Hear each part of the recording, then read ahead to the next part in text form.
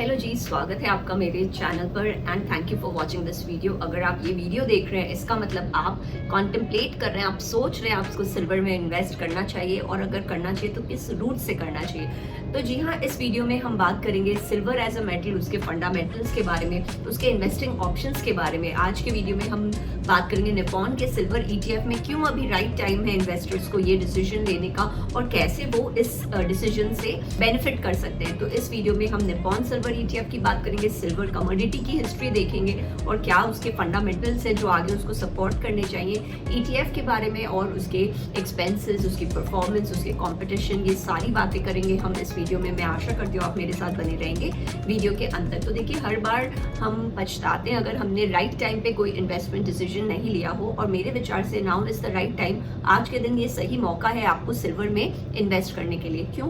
क्योंकि देखिए, silver as a metal, उसकी फंडामेंटल्स बहुत स्ट्रांग है, लेकिन उसने पिछले सालों में अच्छे रिटर्न्स नहीं दिए हैं। तो जी हाँ, काफ़ी एक डिसअपॉइंटमेंट रहा है इन्वेस्टर क्लास में। लेकिन अगर आप पर्सनली मुझे बोले तो मैं वेट कर रही हूँ, मैंने होल्ड किया हुआ है सिल्वर इन माई पोर्टफोलियो, लेकिन मैं वेट कर रही हूँ। I have not given up on it. मैंने अपनी उम्मीदें इस पर हारी नहीं है। मुझे पूरा यकीन है कि silver as a metal and as my investment will grow in my portfolio और मेरी पोर्टफोलियो को वो चमचमाहट देगा। तो लेकिन अगर हम बात करें सिल्वर की, तो देखिए, सिल्वर ने अपने हाईज रीच किए थे इन 2011 में अराउंड 50 USD पर आउंस में सिल्वर ट्रेड कर रहा था। उसके बाद लास्ट 13 सालों में काफ़ी एक लल पीरियड रहा है। हमें कुछ भी सिल्वर में फ़ायदा नहीं दिखा है, उसके प्राइसेस में इंक्रीज नहीं दिखी है। अराउंड 17 से $25 के बीच में वो कर रहा है सिल्वर। तो इस वजह से सिल्वर जो इन्वेस्टर्स उसके संग स्टक हैं वो काफ़ी डिसअपॉइंटमेंट रही है उनके बीच, क्योंकि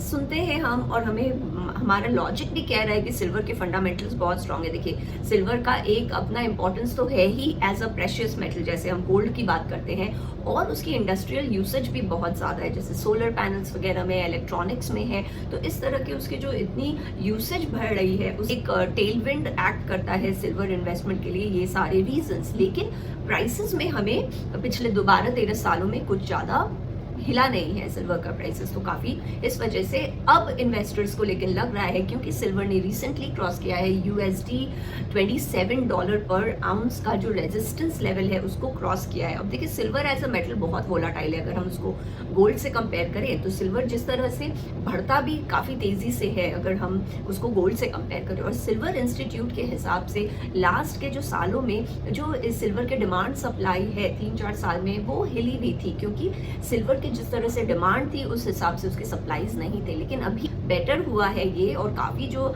ये सप्लाई डेफिसिट था वो मेट हुआ है by the global mining companies. तो इस तरह से अगर हम देखें तो बेटर हो रहा है सिल्वर का, अगर हम स्टोरी देखें। और जिस तरह से अभी सिल्वर ने $27 का अपना रेजिस्टेंस मार्क क्रॉस किया है, तो लगता है उसी तेजी से अब सिल्वर की प्राइसेस भी बढ़नी चाहिए। अगर हम गोल्ड से कंपेयर करें सिल्वर, तो गोल्ड देखिए ऑन दी अदर हैंड दौड़ रहा है, भाग रहा है, प्राइसेस बहुत ऊपर पहुंच रहे हैं। एक मतलब 10% का रिटर्न गोल्ड ने हमें लास्ट के महीने में ही दे दिया। तो उसी तरह का एक इन्वेस्टर्स को आस है कि सिल्वर में भी अब उस तरह की एक मूवमेंट दिखेगी, क्योंकि सिल्वर ने अपने रेजिस्टेंस मार्क को क्रॉस किया है और जिस तरह से सिल्वर की डिमांड बहुत ज़्यादा in industrials and in solar panels, तो लगता है कि silver will now gain more.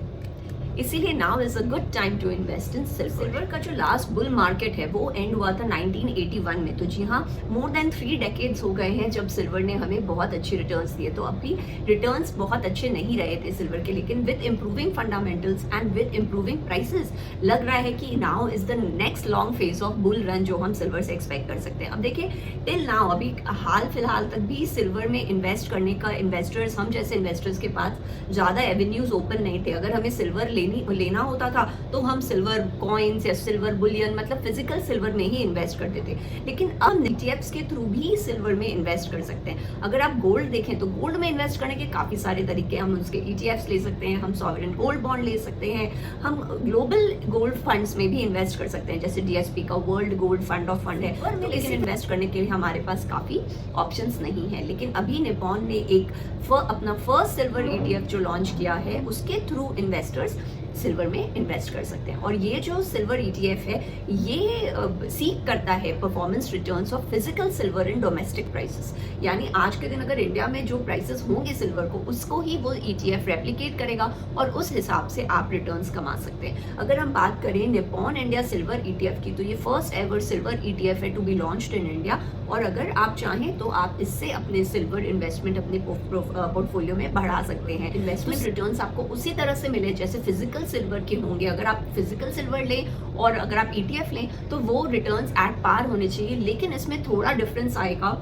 Given the expense ratio. अगर हम फिजिकल सिल्वर लेते हैं तो उसमें ट्रांजैक्शन कॉस्ट आ जाता है, तो हाँ 5 से 10% आपका ट्रांजैक्शन कॉस्ट पड़ता है। लेकिन अगर आप ETF के रूट के थ्रू जाएंगे तो उसमें आपको जो एक्सपेंस रेशियो का फर्क पड़ेगा, जो कि निप्पॉन इंडिया सिल्वर ETF में उतना हाई नहीं है। जी हाँ, good news for us, expense ratio is only 0.24% अगर आप इनके डायरेक्ट रूट से जाएं और 0.51% अगर आप रेगुलर रूट से जाएं, तो काफ़ी डिसेंट एक एक्सपेंस रेशियो है। तो अगर आप फिजिकल सिल्वर लेते हैं उधर आपका 5 से 10% तक ट्रांजैक्शन कॉस्ट लगेगा, प्लस आपको सिल्वर को ये गार्ड करना होगा, अच्छे से रखना होगा। अगर आप लॉकर में रख रहे हो तो लॉकर रेंट वगैरह देने होंगे, तो ये सारे झमेले ETFs में नहीं आते। ETF में आपको केवल एक्सपेंस रेशियो लगेगा, जो कि इस केस में काफ़ी डिसेंट है, और आपको फिजिकल इसको कुछ भी गार्डिंग या प्रोटेक्शन की जरूरत नहीं है। प्लस ये आपको डोमेस्टिक प्राइसेस में रिटर्न्स देगा, जो कि फिजिकल सिल्वर का आपके हमारे देश में अभी प्राइस होगा उस हिसाब से। इस ETF की जो AUM साइज है वो है मोर देन 1500 करोड़। और besides regular investors you also have several multi asset funds, जैसे हमारा क्वांट का मल्टी एसेट फंड है, इन्होंने भी एक एलोकेशन रखी है टुवर्ड्स सिल्वर निप्पॉन ETF। तो देखिए इस तरह से आप अपने सिल्वर के एक्सपोजर को बढ़ा सकते हैं अपने पोर्टफोलियो में। आप चाहें तो निप्पॉन का सिल्वर ETF ले सकते हैं फिजिकल सिल्वर के बदले, क्योंकि आप देखिए अगर आप ETF लेते हैं तो आपके कॉस्ट वगैरह कम पड़ेंगे अगर आप कंपेयर करें फिजिकल। अगर आप ऑल्टरनेटिव्स देखना चाहें तो इस तरह के और भी काफ़ी सिल्वर ETFs है फ्रॉम वेरियस बैंक्स, जैसे एक्सिस का है, HDFC है, कोटक बैंक है, इन्होंने भी लॉन्च किए हैं अपने अपने सिल्वर ETFs। तो देखिए बहुत फर्क नहीं होगा इनमें, क्योंकि जो इनका अंडरलाइंग एसेट है वो सिल्वर को ही ट्रैक कर रहे हैं इन डोमेस्टिक प्राइसेस। तो फिर इसमें आपको बहुत डिफरेंशिएशन नहीं है अगर आप इन सारे ETFs में कंपेयर करें। लेकिन अगर आप सिल्वर में इन्वेस्ट करना चाहते हैं तो आप ETF रूट के थ्रू इन्वेस्ट कर सकते हैं। तो समरी में मैं यही कहना चाहूंगी कि जो ये सिल्वर ETF है ये आपको एक अच्छा रूट देता है टू इन्वेस्ट इन सिल्वर। आप अपने पोर्टफोलियो में सिल्वर एलोकेशन बढ़ा सकते हैं इस ETF के रूट से।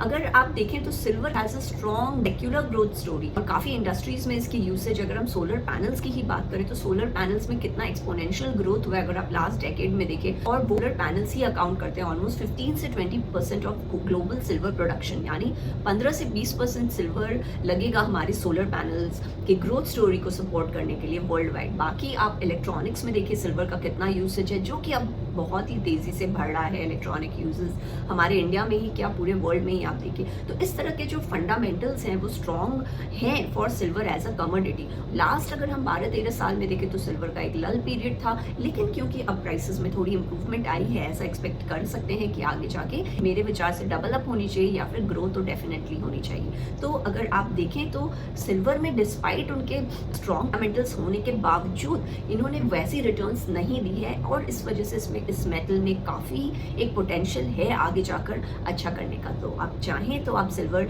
निप्पॉन का ये सिल्वर ETF देख सकते हैं, which is a very great way, बहुत अच्छा एक तरीका है to increase the silver exposure in your portfolio. So that was all from my side. I hope you like my video.